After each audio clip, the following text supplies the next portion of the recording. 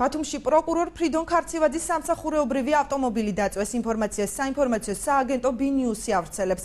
ფაქტს ადასტურებენ საქართველოს მთავარ პროკურატურაშიც. მაცნესთან საუბარში პროკურატურის საზოგადოებასთან ურთიერთობის სამსახურის უფროსი თემურ დოლიძე აცხადებს, რომ ბათუმში დაუდგენელმა პირმა ერთ-ერთი პროკურორის სამსახურეობრივი ავტომანქანას ცეცხლი წაუკიდა და შემთხვევის ადგილიდან მიიმალა. დოლიძის განმარტებით საქმის გამოძიება დაწყებულია და ბრალდებული კანონის სრული სიმკაცრით დაისჯება. ადვოკატი რამინ პაპიძე აღნიშნულ ფაქტს გმობს, თუმცა აქვე აცხადებს იმასაც, რომ შესაძლოა ავტომობილზე ცეცხლის წაკიდება პროკურორის საქმიანობას უკავშირდებოდეს.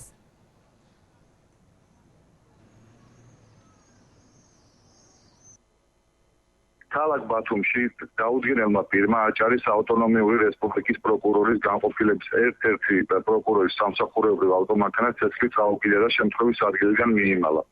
გამოძიება მიმდინარეობს 197 მუხლის მეორე ნაწილით ცეცხლის წაკიდებით ავტომანქანის დაზიანების ფაქტზე. აღნიშნულ დანაშაულში მონაწილე პირი კანონის სრული სიმკაცრით დაისჯება.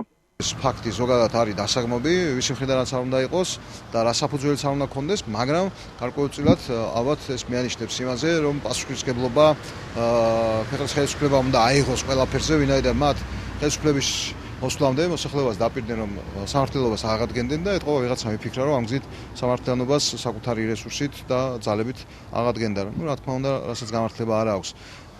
ყველა შემთხვევაში ეს მე მიმაჩნია, რომ ბათუმის პროკურორის საქმიანობასთან არის დაკავშირებული.